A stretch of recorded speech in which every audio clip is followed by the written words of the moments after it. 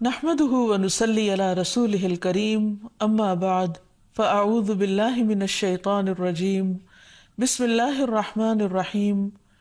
رب اشرح لي صدري ويسر لي امري واحلل عقدة من لساني يفقهوا قولي۔ السلام علیکم ورحمۃ اللہ وبرکاتہ۔ ناظرین، پروگرام دعا کیجیے کے ساتھ آپ کی خدمت میں حاضر ہیں۔ آج ہم انشاءاللہ عذاب قبر اور فتنہ قبر سے حفاظت کی دعاؤں کے موضوع پر آپ سے گفتگو کریں گے۔ دعا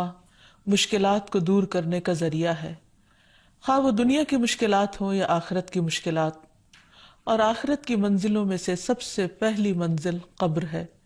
جس میں ہر انسان کو آزمایا جائے گا، اس کا امتحان لیا جائے گا۔ ایک تو بڑا امتحان ہے قیامت کے دن، لیکن ایک چھوٹا امتحان ہے قبر کے اندر بھی۔ جس طرح دنیا بھی ایک امتحان ہے، اس زندگی میں بھی ہمیں طرح طرح کے امتحانات سے واسطہ پیش آتا ہے۔ اللہ سبحانہ وتعالیٰ نے ہمیں پیدا ہی اس لیے کیا، جیسے سورۃ الملک میں آتا ہے، خلق الموت والحیات لیبلوکم ایکم احسن عملا، کہ اس نے زندگی اور موت کو اس لیے بنایا کہ تمہیں آزما کر دیکھے کہ تم میں اچھے کام کون کرتا ہے۔ تو گویا اس زندگی میں بھی انسان کا ایک امتحان ہو رہا ہے، اور دیکھا یہ جا رہا ہے کہ کون ٹھیک کر رہا ہے اور کون غلط۔ اور پھر اس کے بعد قبر میں بھی اس کا ایک ٹیسٹ ہے، 3 اہم سوال اس سے کیے جائیں گے، اور اس میں جو کامیاب ہوگا اسی کے لیے قبر جنت کے ٹکڑوں میں سے ایک ٹکڑا بن جائے گی۔ اور پھر قبر سے اٹھائے جانے کے بعد قیامت کے دن پھر اس کا حساب ہوگا، اور وہ اصل حساب ہے۔ اس کے بعد اس کے لیے ہمیشہ ہمیشہ کی یا راحتیں ہیں یا عذاب ہیں، اس کا فیصلہ کر دیا جائے گا۔ تو اس لیے انسان کو عمل کے ساتھ ساتھ اللہ سبحانہ وتعالیٰ سے دعا کرتے رہنا چاہیے، تاکہ وہ ہر طرح کی مشکلات سے نجات پا سکے اور ہر امتحان میں کامیاب ہو سکے، خواہ وہ دنیا کا ہے یا آخرت کا ہے۔ اللہ سبحانہ وتعالیٰ اسی دعا کے ذریعے اپنے بندوں کو ہر طرح کی بے چینیوں اور کرب سے نجات دیتے ہیں، جیسا کہ قرآن مجید میں آتا ہے، وَنُوحًا إِذْ نَادَى مِن قَبْلُ فَاسْتَجَبْنَا لَهُ فَنَجَّيْنَاهُ وَأَهْلَهُ مِنَ الْكَرْبِ الْعَظِيمِ۔ اور نوح کو بھی ہم نے اپنی رحمت میں داخل کیا علیہ السلام، جب اس نے اس سے پہلے پکارا تو ہم نے اس کی دعا قبول کر لی، پھر اسے اور اس کے گھر والوں کو شدید بے چینی سے نجات دی۔ تو شدید بے چینی کے عالم میں انسان کو اللہ سبحانہ وتعالیٰ کی طرف رجوع کرنا چاہیے۔ اور یہ بطور مثال ہمیں بتایا گیا کہ نوح علیہ السلام نے جب اپنے کرب اور بے چینی میں اللہ سبحانہ وتعالیٰ کو پکارا تو اللہ تعالیٰ نے ان کی پکار سن لی۔ اسی طرح باقی سب لوگ بھی اپنی بے چینیوں میں اپنے رب کو پکاریں۔ یاد رکھیے، دنیا کی بے چینیوں میں تو ہم رب کو پکار سکتے ہیں، لیکن قبر کے اندر پائے جانے والے کرب اور بے چینی میں انسان جتنا بھی پکارے گا اس وقت فائدہ نہ دے گا۔ اس لیے ضروری ہے کہ دنیا میں ہی انسان اپنے فیوچر کے بارے میں سوچتے ہوئے، اپنے مستقبل کی پریشانیوں اور بے چینیوں کے بارے میں سوچتے ہوئے آج دعا کرے، اور دعا کرنے سے پہلے اللہ سبحانہ وتعالیٰ کی حمد و ثنا اور نبی صلی اللہ علیہ وسلم پر درود شریف پڑھے۔ جہاں تک قبر کا تعلق ہے تو قبر آخرت کی منزلوں میں سے سب سے پہلی منزل ہے، اور قبر سے زیادہ ہولناک منظر کوئی نہیں۔ رسول اللہ صلی اللہ علیہ وسلم نے فرمایا، قبر آخرت کی پہلی منزل ہے، اگر وہاں نجات مل گئی تو بعد کے سارے مراحل آسان ہو جائیں گے، اور اگر وہاں نجات نہ ملی تو بعد کے سارے مراحل دشوار ہو جائیں گے، یعنی مشکل ہو جائیں گے۔ رسول اللہ صلی اللہ علیہ وسلم نے یہ بھی فرمایا کہ اللہ کی قسم، میں نے جتنے بھی مناظر دیکھے، جتنے سینز دیکھے ہیں، قبر کا منظر ان سب سے زیادہ ہولناک ہے، خوفناک ہے۔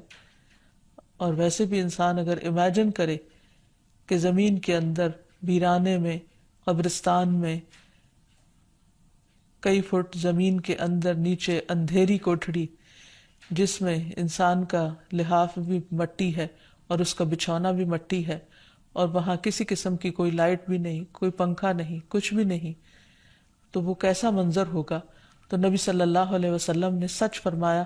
کہ میں نے اس سے زیادہ ہولناک منظر کوئی اور نہیں دیکھا۔ پھر اسی طرح یہ ہے کہ جیسے دنیا میں انسان خوشی اور غم دیکھتا ہے، قبر میں بھی انسان کو یا خوشی ہوتی ہے یا غم ہوتا ہے، اور وہاں کا عذاب بھی برحق ہے اللہ کے نافرمانوں کے لیے، مجرموں کے لیے۔ اس سلسلے میں ایک حدیث آتی ہے کہ ایک یہودی عورت حضرت عائشہ رضی اللہ تعالی عنہا کے پاس آئیں اور اس نے عذاب قبر کا ذکر چھیڑ دیا اور کہا کہ اللہ تجھے عذاب قبر سے محفوظ رکھے۔ اس پر حضرت عائشہ رضی اللہ تعالی عنہا نے رسول اللہ صلی اللہ علیہ وسلم سے عذاب قبر کے بارے میں دریافت کیا۔ آپ نے اس کا جواب دیا کہ ہاں، عذاب قبر حق ہے، یعنی واقعی ہے۔ تو حضرت عائشہ نے بیان کیا کہ پھر میں نے کبھی ایسا نہیں دیکھا کہ آپ صلی اللہ علیہ وسلم نے کوئی نماز پڑھی ہو اور اس میں عذاب قبر سے اللہ کی پناہ نہ مانگی ہو، یعنی ہمیشہ آپ صلی اللہ علیہ وسلم ہر نماز میں اللہ سبحانہ تعالیٰ سے دعا کرتے کہ وہ عذاب قبر سے محفوظ رکھیں۔ اسی طرح ایک اور موقع پر نبی صلی اللہ علیہ وسلم اپنے صحابہ کے ساتھ بنو نجار کے باغ سے گزر رہے تھے تو اچانک وہ گدھا بدک گیا جس پر آپ سوار تھے، تو قریب تھا کہ وہ آپ کو نیچے گرا دے۔ تو آپ صلی اللہ علیہ وسلم نے پوچھا کہ یہاں اس جگہ پر کیا ہے؟ تو پتہ چلا کہ یہاں دور جاہلیت کے لوگوں کی قبریں ہیں۔ تو آپ صلی اللہ علیہ وسلم نے جب پوچھا کہ یہ لوگ کب مرے تو عرض کیا گیا کہ یہ لوگ شرک کی حالت میں مرے تھے۔ تو آپ نے فرمایا کہ ان لوگوں کو ان کی قبروں میں عذاب ہو رہا ہے۔ اگر مجھے یہ خیال نہ ہوتا کہ تم لوگ اپنے مردوں کو دفنانا چھوڑ دو گے تو میں تمہیں یہ عذاب اس وقت سنواتا، یعنی اللہ تعالیٰ سے دعا کرتا کہ تمہیں قبر کے عذاب کو سنوا دے جسے میں سن رہا ہوں۔ پھر آپ صلی اللہ علیہ وسلم ہماری طرف متوجہ ہوئے اور فرمایا تم لوگ دوزخ کے عذاب سے اللہ کی پناہ مانگو۔ صحابہ نے عرض کیا ہم دوزخ کے عذاب سے اللہ کی پناہ مانگتے ہیں۔ پھر اسی طرح آپ نے فرمایا کہ تم قبر کے عذاب سے اللہ کی پناہ مانگو، تو صحابہ نے عرض کیا نعوذ باللہ من عذاب القبر، کہ ہم قبر کے عذاب سے اللہ کی پناہ مانگتے ہیں، یعنی اللہ تعالی ہمیں اس سے محفوظ رکھے۔ تو بہرحال قبر کی نعیم و راحت کو حاصل کرنے کے لیے اور تکلیفوں سے بچنے کے لیے اللہ تعالیٰ سے دعا کرنی چاہیے۔ جہاں تک قبر کے سوال و جواب کا تعلق ہے تو اس کے بارے میں حدیث میں آتا ہے نبی صلی اللہ علیہ وسلم نے فرمایا کہ جب انسان کو دفن کر کے اس کے ساتھی چلے جاتے ہیں تو ایک فرشتہ جس کے ہاتھ میں گرز ہوتا ہے آ کر اسے اٹھا دیتا ہے اور اس سے محمد صلی اللہ علیہ وسلم کے متعلق پوچھتا ہے۔ ایک دوسری روایت میں آتا ہے کہ وہ پوچھتا ہے من ربک، تمہارا رب کون ہے، ما دینک، تمہارا دین کیا ہے، اور پھر وہ نبی صلی اللہ علیہ وسلم کے بارے میں سوال کرتا ہے کہ تم اس آدمی کے متعلق کیا کہتے ہو؟ تو مومن کہتا ہے اشہد ان لا الہ الا اللہ و اشہد ان محمدً عبدہ و رسولہ، کہ میں اس بات کی گواہی دیتا ہوں کہ اللہ کے علاوہ کوئی معبود نہیں، اور یہ کہ محمد صلی اللہ علیہ وسلم اس کے بندے ہیں اور رسول ہیں۔ یہ سن کر فرشتہ کہتا ہے کہ تم نے سچ کہا۔ کسی نے پوچھا یا رسول اللہ صلی اللہ علیہ وسلم، وہ فرشتہ تو ہاتھ میں گرز لے کر جس کے سامنے کھڑا ہوگا اس پر گھبراہٹ طاری ہو جائے گی، یعنی اس کے حال حلیہ دیکھ کر ہی خوف آنے لگے گا۔ تو نبی صلی اللہ علیہ وسلم نے فرمایا اللہ ایمان والوں کو کلمہ توحید پر ثابت قدم رکھتا ہے، جس کا ذکر سورۃ ابراہیم میں بھی آتا ہے یثبت اللہ الذین آمنوا بالقول الثابت فی الحیات الدنیا وفی الآخرہ، اللہ قول ثابت کے ذریعے دنیا اور آخرت میں اپنے بندوں کو ثابت قدم رکھتا ہے، یعنی کلمہ طیبہ کے ذریعے، یعنی جو شخص سچے دل سے دنیا میں لا الہ الا اللہ کہتا ہے اللہ سبحانہ وتعالیٰ قبر میں بھی اس کو اللہ تعالیٰ کی وحدانیت کے اقرار کے لیے اس کلمے کو یاد کرا دیں گے، اور انسان کے اوپر وہ وحشت پر طاری نہیں ہوگی، بلکہ مومن اپنی قبر میں پرسکون ہوگا۔ نبی صلی اللہ علیہ وسلم نے فرمایا اگر مرنے والا نیک آدمی ہو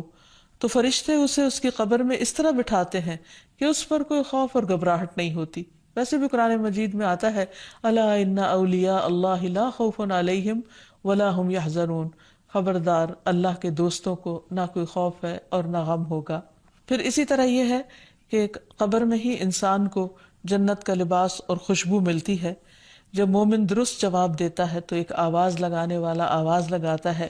کہ میرے بندے نے سچ کہا، بس اس کے لیے جنت کا بستر بچھا دو، اس کے لیے جنت میں ایک دروازہ کھول دو، اسے جنت کے کپڑے پہنا دو۔